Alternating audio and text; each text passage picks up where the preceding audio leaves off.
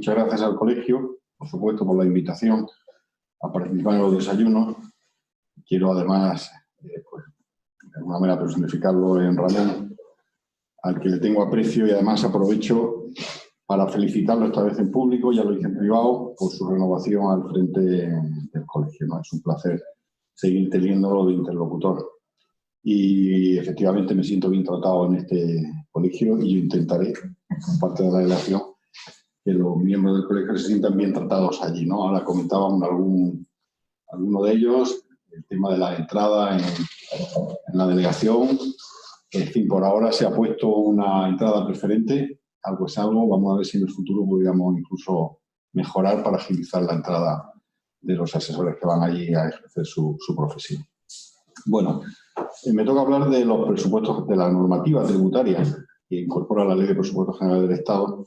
Y es verdad, como decía antes Fran, que en los comentarios previos a esta charla, pues decíamos que las modificaciones no son de gran calado, podemos decir, o no afectan a un número de contribuyentes importantes, ¿no? Sin perjuicio de que es verdad que algunas, singularmente las que afectan a renta, pues tienen una repercusión en la opinión pública, ¿no? Pero, como digo, no hay grandes reformas, lo cual hace que sea complicado dar una charla sobre estas que no sea muy aburrida, porque son realmente cambios singulares, incluso algunos muy técnicos, ¿no?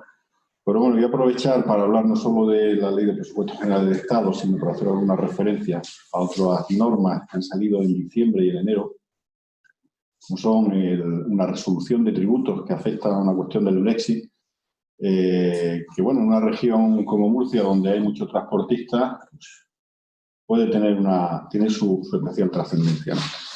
También haré una breve referencia al Real Decreto Ley que salió en diciembre, el 20 o el 22, no me acuerdo exactamente, de apoyo a la hostelería, al turismo, al pequeño comercio, y creo que me queda alguna cosa más. Y por último, intentaré hacer, para vender un poco el producto, el Pre-303. No sé si a la mía le suena, pero como empieza a funcionar a partir de febrero, pues voy a hacer un poco de propaganda de las mejoras que tiene la agencia tributaria y que puede ofrecer a los contribuyentes.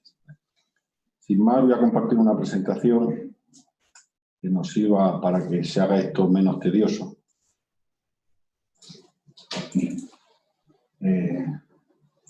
Yo sigo, si no se viese o algo en problema, se ve, ¿no? Bueno, pues, como decía, hay las reformas, quizás las que más trascendencia han tenido la opinión pública, han sido la de la subida de las tarifas del impuesto sobre la renta de las personas físicas, tanto en la escala general del impuesto como en el gravamen del ahorro, ¿no? Pero, como decía, esto va a afectar teóricamente a un número reducido de contribuyentes, teniendo en cuenta que más de 300.000 euros en España por renta del trabajo, en general por renta de cualquier tipo, pues declaran pocas personas, y en Murcia, bueno, sería casi anecdótico, ¿no? Otra cosa es que lo ganen, pero desde luego declararlo no lo declaran mucho. Bueno, en definitiva, se trata de un nuevo tramo a partir de 300.000 euros con un tipo de aplicable del 24 o 50%, que lógicamente al que habría que añadir la escala autonómica, ¿no? Y paralelamente, pues se modifica la escala de retenciones del trabajo para adecuarla al nuevo tipo, y se establece un 47% a partir de 300.000 euros. Lógicamente, el gravamen definitivo en cada comunidad autónoma pues dependerá de la escala que establezcan una u otra comunidad. En el tipo de gravamen de ahorro también hay una modificación, que esta sí puede tener puntualmente, pues puede afectar a un número más amplio de contribuyentes, que en teoría hay más contribuyentes susceptibles de obtener una ganancia de patrimonio de cierta relevancia, y se establece un nuevo tramo a partir de 200.000 euros del 13%, teniendo en cuenta que la tarifa autonómica también tendría un equivalente de otro 13%, pues tenemos ya un 26% frente al 23%, que era el máximo que se aplicaba hasta el 31 de diciembre del año pasado. O sea, es una subida de cierta relevancia. Esta escala de la base liquidable del ahorro también se extiende a los contribuyentes con residencia habitual en el extranjero. Bueno, vamos a ver, estos son contribuyentes de nacionalidad española o que eran residentes en el territorio español y que se trasladan fuera de dicho territorio. Están sometidos a tributación por la renta española.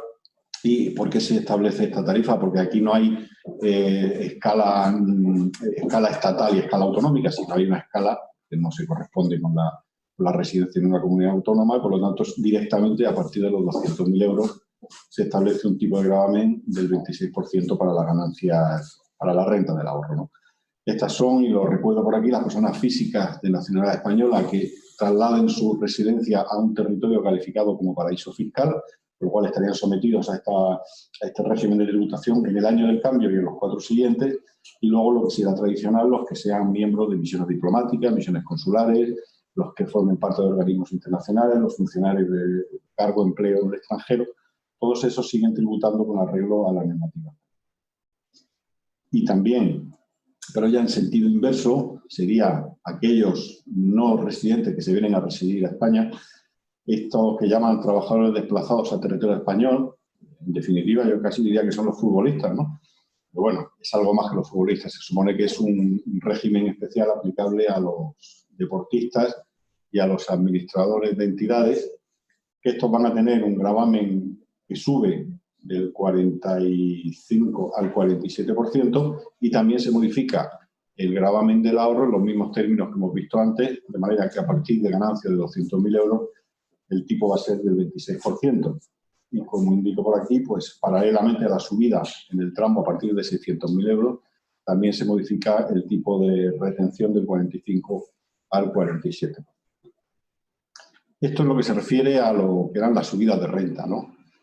En definitiva, prácticamente casi toda la normativa que se modifica en la Ley de Presupuestos Generales de Estado va en el sentido de subir la tributación, unas veces de manera directa, como es con la subida de los tramos de las distintas tarifas, y otras veces, como en este caso, reducción de aportaciones, o moveremos en sociedades con algún tipo de limitaciones a la hora de aplicar deducciones o a la hora de aplicar exenciones.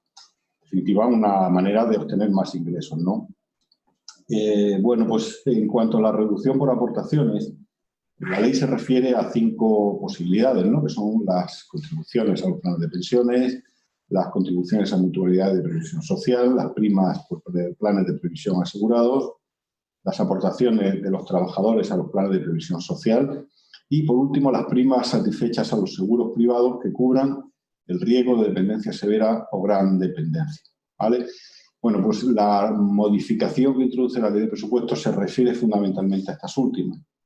Estas aportaciones, que las puede hacer el propio contribuyente, las puede hacer también cualquier pariente, personas que tengan una relación de parentesco directa, en línea directa colateral hasta el 3er grado, lo puede hacer el cónyuge, o bien lo pueden hacer también aquellas personas que tienen la tutela o tienen en acogimiento al beneficiario, ¿no?, de estos seguros.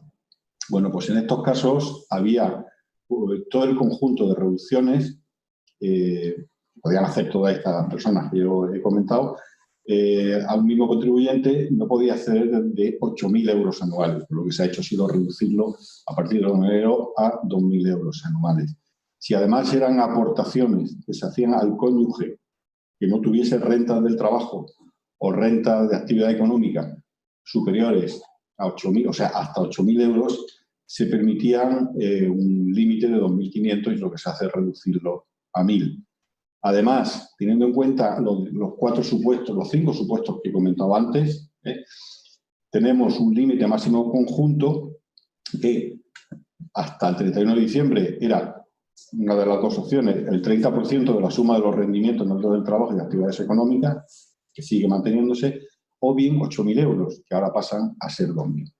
Si bien esos 8.000 euros sí se mantienen o se establecen para cuando sean contribuciones que califican empresariales, es decir, las contribuciones que hace el empresario individual a planes de pensiones, a mutualidades, que sean consecuencia precisamente de las rentas que obtiene de su actividad económica.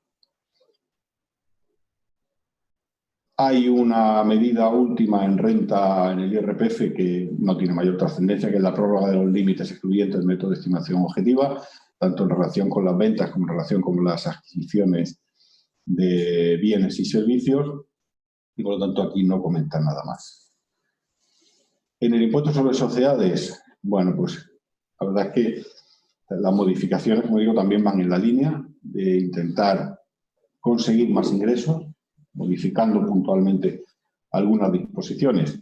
Tenemos en primer lugar pues, la limitación en la deducibilidad de gastos financieros del artículo 16 de la DIS, la Ley de Impuestos sobre Sociedades. ¿Qué es lo que se modifica? Se modifican los componentes del beneficio operativo, que realmente es la magnitud sobre la que opera el límite del 30%, ¿no?, de los gastos financieros. Si, como desgloso aquí, tenemos el resultado de explotación de la cuenta de pérdida de ganancias, habría que ignorarlo en la amortización del inmovilizado, la imputación de subvenciones de inmovilizado, el deterioro y resultado por enajenaciones de inmovilizado y, finalmente, añadirle, que sería en sentido positivo para el contribuyente, los ingresos financieros de participaciones en instrumentos de patrimonio. Y lo que decía la ley hasta final del año era que siempre y cuando el porcentaje de participación directo o indirecto fuese de al menos el 5% o, alternativamente, cuando el valor de adquisición de la participación, el valor neto de adquisición de la participación fuera de 20 millones, superior a 20 millones de euros. Lo que se hace es eliminar esta segunda posibilidad y, por lo tanto, para ese incremento de los ingresos por participaciones en instrumentos de patrimonio, únicamente se podrá hacer cuando la participación directa o indirecta sea superior al 5%. En la exención por dividendos se viene a hacer exactamente lo mismo.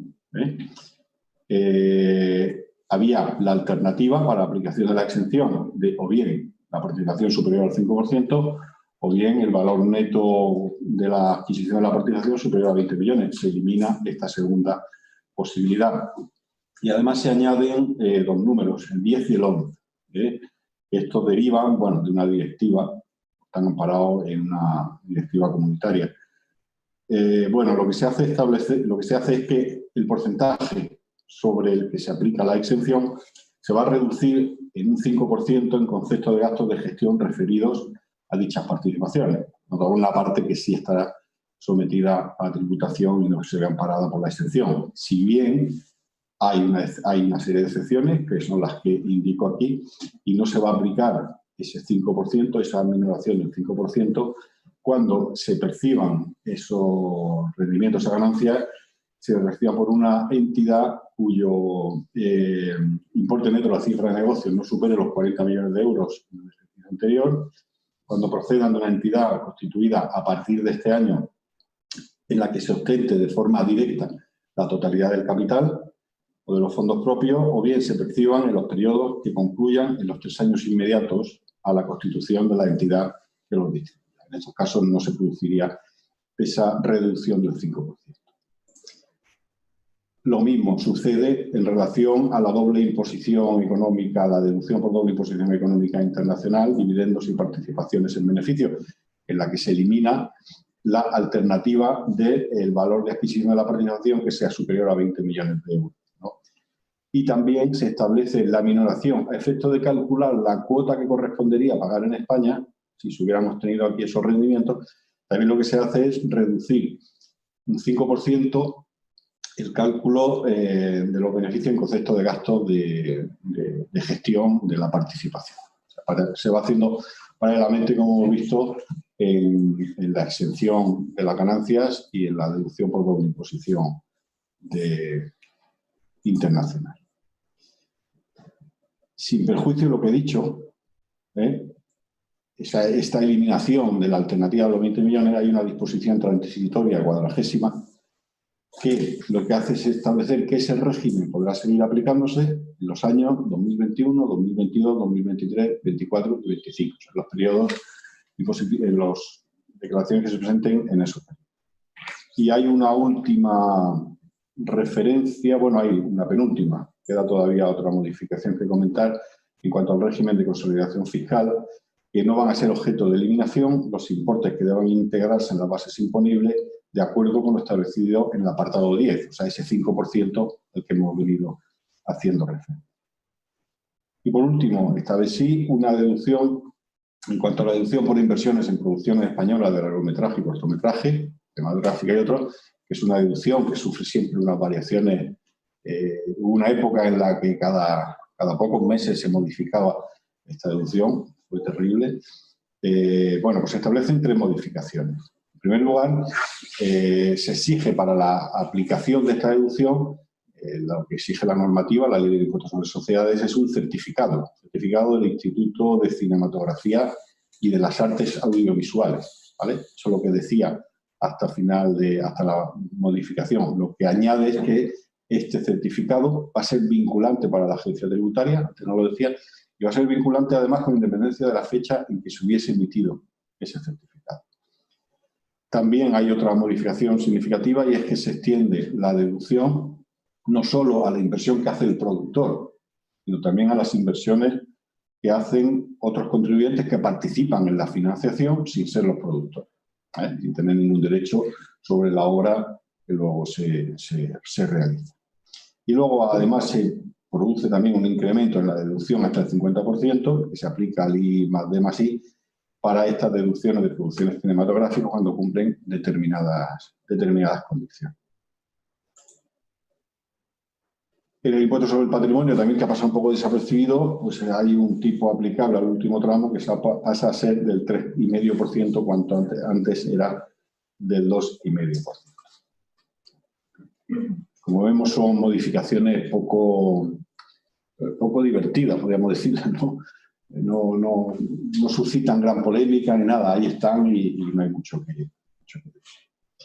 Entrando en el IVA, hay tres modificaciones o 3 referencias en la Ley de Presupuestos Generales del Estado. Como veis, aquí pongo que con efecto del 1 de enero de 2021 y vigencia indefinida se modifica el artículo 72 de la Ley del IVA para dejar de aplicar la regla especial del uso efectivo a los servicios que se entiendan realizados conforme a la regla de localización en Canarias, Ceuta y Melilla.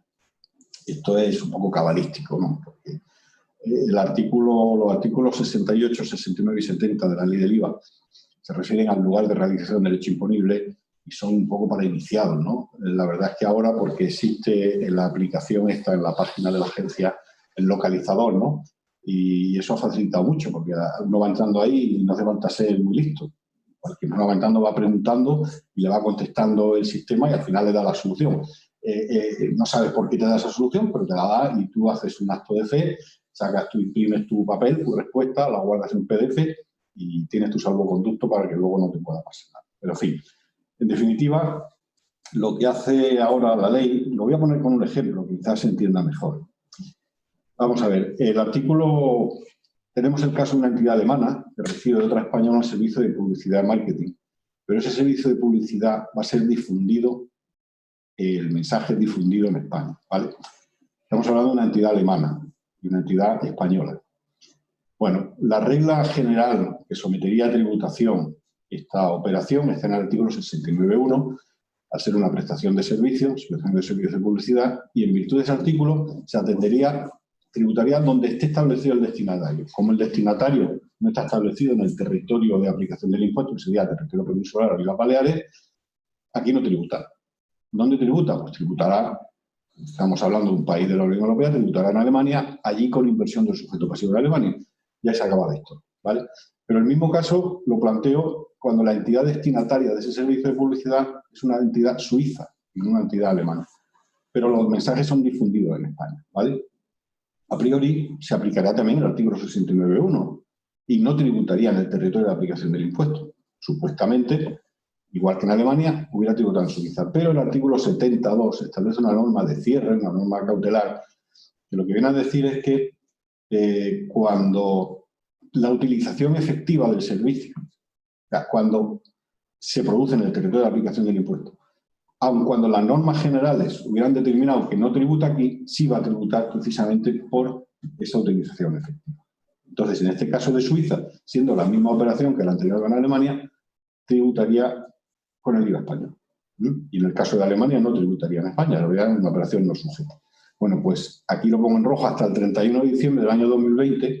Si el destinatario estaba establecido en Canarias, Ceuta o Melilla, se aplicaba la norma de cierre también. O sea, era igual a Suiza. Pero a partir del 1 de enero ya pasa a ser como si fuese un país comunitario. Entonces, si la utilización efectiva, si el destinatario del servicio es un canario, una empresa canaria, y el mensaje se difunde en España, no va a tributar aquí. Tributará en Canarias con arreglo al impuesto general indirecto canario, pero no aquí. Cuando antes, hasta el 31 de diciembre, esa misma operación hubiera tributado repercutiendo el IVA español al empresario canario. ¿Vale? Creo que con eso queda a mi lugar. Hay otra medida también que ha sido, bueno, de las que sale en la prensa, que es el incremento del tipo de tributación, del tipo reducido del 10% al 21% para las bebidas con edulcorantes añadidos, y luego la última, que tampoco tiene mayor trascendencia, que es la prórroga o el mantenimiento de los límites para la aplicación del régimen simplificado y el régimen especial de agricultura, ganadería y pesca, que había en el año 2020 para el 2021. Y no hay más. No hay más en la Ley de Presupuestos Generales del Estado. Pero como he dicho, pues voy a aprovechar para hacer, como vamos bien de tiempo, ¿no? Parece, aprovecho para hacer una referencia a otras normas. En primer lugar, una resolución de 4 de enero de 2021, la que he dicho, la resolución de tributos, el Real Decreto de 35 de 2020, de 22 de diciembre, y simplemente una referencia para el que no lo haya mirado, yo creo que sí lo miran todos, el de la Ley General Tributaria, que transpone unas directivas en relación al intercambio de información en el ámbito de la fiscalidad en relación con los mecanismos transfronterizos sujetos a comunicación de información. Simplemente, casi a título informativo, es una norma muy compleja, y resumirla aquí es prácticamente una locura, ¿no? Bueno, pues esa resolución de 4 de enero de 2021 de tributos habla de la devolución del IVA a los empresarios o profesionales establecidos en el Reino Unido e Irlanda del Norte. O sea, está íntimamente relacionada con el tema del Brexit. ¿Qué es lo que pongo aquí en primer lugar para situarnos? Pues 3 artículos de la ley del IVA que se refieren a la regulación de las devoluciones del IVA a los no establecidos. Vamos, en lo normal en el IVA, de acuerdo con los principios que lo regulan, es la tributación en destino, ¿no? Antes lo hemos visto en el caso del servicio de publicidad que se prestaba aquí, el destinatario era un empresario alemán, simplemente el empresario alemán, por inversión del sueldo pasivo, se lo pone como devenga, un IVA deducible. A la inversa, pues un español que recibe un servicio tributa aquí. Si recibe un bien, normal que sea una adquisición intracomunitaria, que sea una importación, con lo cual siempre tributa en destino. ¿Eso qué significa? Que el IVA que se devenga es el IVA del país donde está establecido y perfectamente deducible. Pero hay determinados casos en los que yo soporto un IVA en otro país, bien de la Unión Europea, bien de fuera de la Unión Europea, y lo tengo que soportar allí porque se devenga el impuesto allí, aunque yo no sea un establecido. Eso sucede mucho en el caso del transporte. Cuando hacen un suministro de gasolina en Alemania o en Marruecos, el transportista tiene que pagar el IVA del estado donde le están suministrando. O el caso de las autopistas de peaje, por las normas especiales de la directiva, tributan donde está la autopista. Por lo tanto, si un camión va por Francia y paga un peaje, paga el IVA francés. ¿Cómo lo recupera? ¿O cómo recupera un empresario francés el IVA que ha soportado en la autopista del Mediterráneo? Pues tiene que solicitárselo a la administración tributaria del país donde se ha soportado ese impuesto. Entonces tenemos 3 artículos, el 117 bis, el 119 y el 119 bis, que se refieren a estas cuestiones. El 117 bis es para los empresarios españoles o profesionales que soportan un IVA en otro estado de la Unión Europea y necesitan solicitar el impuesto, ¿vale? El 119 es a la inversa, empresarios de otros no establecidos. A ver, no, el 117 bis es solicitudes solicitudes realizadas por empresarios españoles de un IVA que soportan en otros estados de la Unión Europea. Mientras que el 119 y 119 bis es al contrario. Cuando son los empresarios o profesionales de otros estados, bien de la Unión Europea, bien de fuera, que soportan el IVA en España y solicitan la devolución, ¿no? El 119 es para los comunitarios y el 119 bis para los no comunitarios. Bueno, pues en el caso de los comunitarios existe actualmente, desde hace ya unos cuantos años, un sistema de ventanilla única. ¿Y eso qué hace? Antes era muy tedioso porque cuando un empresario español soportaba el impuesto en Alemania tenía directamente que relacionarse con la administración tributaria alemana. ¿Cuál era el problema? De nombrar a un representante o de tener a alguien que le gestionase aquí. Desde hace unos años, por el sistema de ventanilla única, ya saben que a través de la página de la agencia tributaria el empresario entra, solicita la devolución, como digo, a través de la página de la agencia actúa un poco de filtro para controlar una serie de requisitos mínimos que debe cumplir, y lo que hace es trasladar esa petición a la hacienda que corresponde del país europeo donde se ha soportado el impuesto. Lo mismo sucede a la inversa, cuando un empresario de Polonia soporta un IVA en España y solicita la devolución, no lo hace directamente a la agencia española, sino que se dirige a su propia organización tributaria y ella es la que transmite la petición a la Agencia Estatal de Administración Tributaria.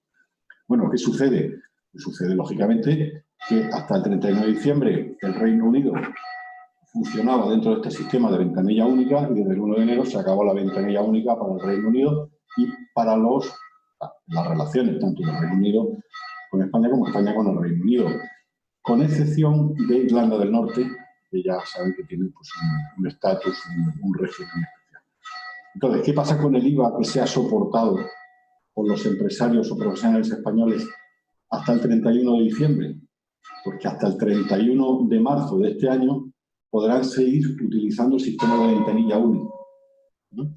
Si tiene pendiente de devolución, podrán seguir presentando a través de la página de la agencia tributaria las solicitudes de devolución y se dirigirán a la hacienda británica. Y a la inversa, los empresarios británicos, salvo los de Irlanda del Norte, que lo podrán seguir haciendo desde el 1 de enero, hasta el 31 de marzo podrán solicitar el IVA soportado por las adquisiciones realizadas antes de que empezase este año, antes del 1 de enero del año 2021.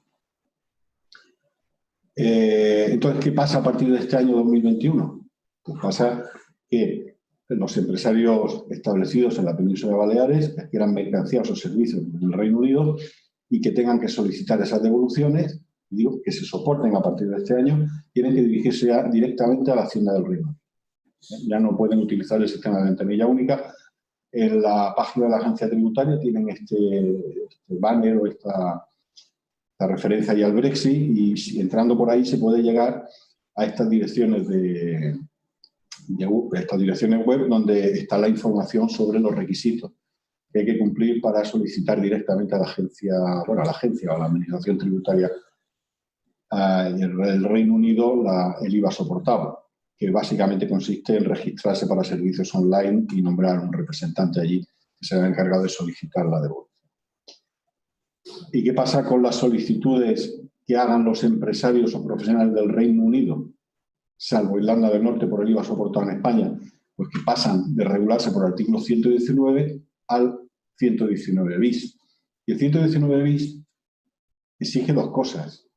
El nombramiento de un representante, lo mismo que nos pasa a nosotros con los del Reino Unido, y en segundo lugar lo que se llama la reciprocidad, es el reconocimiento de reciprocidad. Y en ese reconocimiento, que según la ley del impuesto tiene que dar la Dirección General de Tributos, no se puede conceder la devolución al no establecido. Pues lo que hace esta resolución de tributos es reconocer la reciprocidad precisamente para que los empresarios o profesionales del Reino Unido y de la isla de Man, fuera de lo que es Irlanda del Norte, puedan solicitar y se les pueda generar la devolución. O sea, ese es el sentido de esta resolución. Que no hay tantas, ¿eh? Está la del Reino Unido, pero la anterior a esta fue de Noruega, de hace ya bastantes años, Canadá, Israel, Mónaco, pero tampoco hay problemas porque va con el régimen francés de IVA y alguna más. No hay mucha. Bueno, en cuanto al Real Decreto Ley 35/2020, es importante el aplazamiento de deudas tributarias. Son declaraciones y autorizaciones cuyo plazo de presentación finalice, o sea, se produzca entre el día 1 de abril al día 30 de abril, fundamentalmente las del primer trimestre de este año. Lo importante en este caso no es solo el aplazamiento en sí mismo y las condiciones en las que se da, sino también algo que es prácticamente imposible en otras circunstancias, que son que se pueden aplazar las retenciones, los ingresos a cuenta, los tributos repercutidos y los pagos fraccionados. No puede ser un empresario una persona o entidad con volumen de operaciones superior a 6.010.121,04 euros en el año 2020, el plazo es de 6 meses máximo y durante los 3 primeros meses no se produce el devengo de intereses de demora. Tenemos también unas reducciones en cuanto al rendimiento en estimación objetiva, tanto en el IRPF como en el IVA. Una reducción general del rendimiento calculado que, dependiendo del tipo de actividad, es del 20% o del 35%, y sirve para cuantificar el cuarto pago fraccionado del año 2020, el primero de 2021 y, en cuanto al IVA, pues la primera cuota trimestral de este año 2021. Y luego hay una segunda medida, que es para determinar el rendimiento anual en el método de estimación objetiva y en el régimen simplificado, que va referido a cómo se calcula el módulo. Y la verdad es que, tal y como está redactado, es un poco confuso, ¿eh? Yo creo que vale esta diferenciación para dejar el tema medio claro. Quedan pocos días ya para aplicar esto, ¿no? Bueno, pues por un lado tenemos que para el cálculo de unidades de cada módulo, y pongo aquí, excepto los de personal, o sea, los módulos que se calculan en función de personal, distancia recorrida y consumo de energía, o sea, tendríamos empresario, o sea, el propio empleador, los empleados dentro del personal, la distancia recorrida y el consumo de energía. ¿Qué es lo que se hace? No se van a computar como periodo en el que se hubiera ejercido la actividad los días en que estuvo vigente en el estado de alarma en el primer semestre, que son 99 días, me parece, ni los días que se hubiera suspendido el ejercicio efectivo de la actividad económica en el segundo semestre, como consecuencia de las medidas adoptadas por la autoridad competente, se haya o no declarado el estado de alarma. O sea, tenemos 2 semestres. En el primero, los 99 días del estado de alarma se aplican sí o sí, y en el segundo semestre solamente para aquellas actividades que hubieran estado suspendidas, aunque no fuese con estado de alarma, ¿vale? Eso en cuanto al cálculo de los módulos, excepto los que relacionan. Y ahora tenemos una segunda opción, sino una segunda regla, que sería para el cálculo de los módulos de personal, distancia recorrida y consumo de energía, no se computarán como horas trabajadas, como kilómetros recorridos ni kilovatios hora los días del estado de alarma del primer semestre o los días en el que el ejercicio efectivo hubiera estado suspendido. ¿Vale? Creo que queda muy claro, ¿no? La reducción del número de periodos impositivos afectados por la renuncia también se modifica, de manera que, en términos generales, ya saben que cuando se renuncia al régimen de estimación objetiva y se pasa al régimen general, hay que estar 3 años para poder volver. Bueno, lo que se hace en esta norma es que la renuncia 2020-2021 permiten volver, cambiar de régimen, o sea, si uno pasa al régimen general puede volver al régimen de estimación objetiva en el año siguiente, sin una limitación. Y eso también extiende sus efectos, pues, tanto al régimen simplificado del IVA como al impuesto general indirecto canario. Luego tenemos una serie de rebajas o de incentivos, ¿no?, en el tema de los arrendamientos, de los alquileres, que es la rebaja de la renta arrendaticia, de la rebaja, la deducción como gasto deducible de la rebaja en la renta arrendaticia, que se hubiera acordado a partir del 14 de marzo del año 2020, siempre y cuando se cumplan por las condiciones que ponemos aquí. No pueden ser arrendadores, que sean empresas o entidades públicas o grandes tenedores.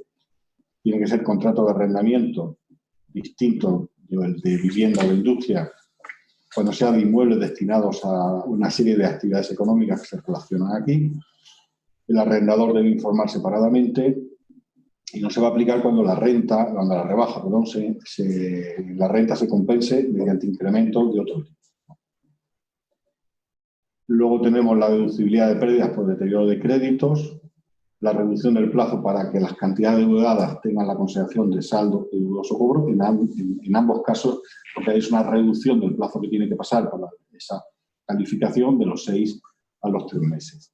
Y, por último, una modificación en la ley del IRPF que se refiere a la posibilidad de que la exención de los rendimientos de trabajo en especie por entregas a empleados de productos a precios rebajados en cantinas o en comedores se extienda también no solo a los que se prestan a los que se entregan directamente en la empresa, sino también bueno, por el tema de la pandemia, pues a los que se hacen pues entregando la comida fuera cuando el trabajo se realiza a distancia o mediante teletrabajo.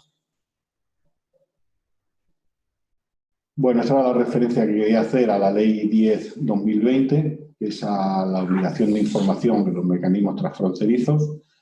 No voy a entrar más en ella, simplemente que está ahí y que la miren. Es una nueva obligación de información que en el caso de los asesores, cuando participen en un mecanismo de estos que se llama transfronterizo, pues tienen esa obligación de facilitar la información, porque si no, además, la propia normativa establece una serie de infracciones, tanto graves como leves, cuando no se cumpla con esta obligación.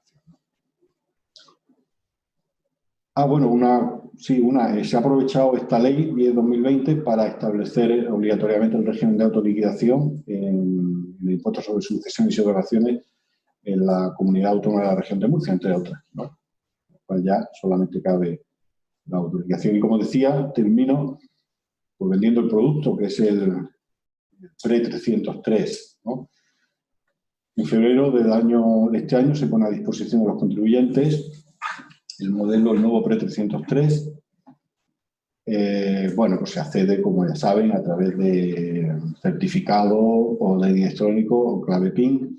Y si el acceso se realiza a través de tercero, pues debe estar apoderado a ese trámite del PRE303, con la ventaja de que directamente hay un enlace, cuando se entra, hay un enlace que llevaría a ese representante a poder darse de alta todos los certificados que necesitase para poder acceder a este servicio. O sea, hay un enlace directo en el que el contribuyente autorizaría al representante a presentar ese modelo, ese PRE303.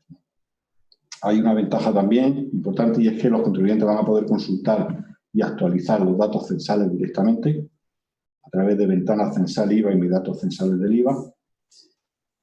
¿Y qué es la mejora? ¿Cuál es la mejora que incorpora el PRE303? Pues que aparecen ya todos los datos identificativos, salvo opción por prorata especial y si la declaración es pre o postconcursal. Recoge las compensaciones que el contribuyente tuviese pendientes de periodos anteriores sin perjuicio de que puede modificarlas. Simplemente le aparecen a título informativo y si le parece bien, pues las da por buenas. Recoge también el IVA diferido a la importación que tiene que incorporar a la casilla 77 porque ha sido el que se ha liquidado en la aduana, tanto el que tiene que incorporar a la declaración. Aparece el código IBAN de la última declaración que presentó, que también lógicamente puede cambiar. Si marca la casilla de que es una declaración complementaria, ya cogería directamente el número de justificante del anterior sin necesidad de tener que buscarlo. Y en la casilla 70 recoge el importe de la autoliquidación anteriormente presentada cuando igualmente se presenta una complementaria. Aparte que hay una posibilidad de acceso también a los denominados libros agregados, que son los que resultan de las declaraciones, de la información que se suministra a través del suministro inmediato. Bueno, pues es un pequeño avance que facilita la presentación de la declaración. Cuanto más se avance en el suministro inmediato de información, cuanto más contribuyentes se incorporen a ese sistema, más fácil será que la agencia tributaria ofrezca casi una, bueno, como se hace en renta, ¿no? O como se hace en renta, una, ¿cómo se llama? Ya se me va a la cabeza. Un modelo, una declaración... Renta web. Bueno, no exactamente una renta web, eso es más complicado, pero casi la declaración ya confeccionada y que... Borrador. Sí, el borrador, efectivamente. Un borrador de declaración de IVA que el contribuyente tuviese simplemente que revisarlo y firmarlo, ¿no? Pero bueno, es el primer paso, como digo, para esta estructura. Y nada más. Si hay alguna cuestión que pueda aclarar, pues me lo decís y si no, pues yo creo que estamos en tiempo, ¿no? Bueno, yo creo que por lo menos los que estamos aquí podemos darle un aplauso a nosotros. Ha sido un lujo, lo has explicado fenomenal. Decirte que has tenido picos de conexión de 110 personas, aparte de los que estamos aquí, lo cual yo... Hay gente para todo, hay gente para todo. Y nada, bueno, parece que queda claro, ¿no? Que ha sido, parece que más ruido que nueces y que toda la reforma pues ha ido enfocada a tipos y a deducciones. Realmente no hay reformas tributarias de calado.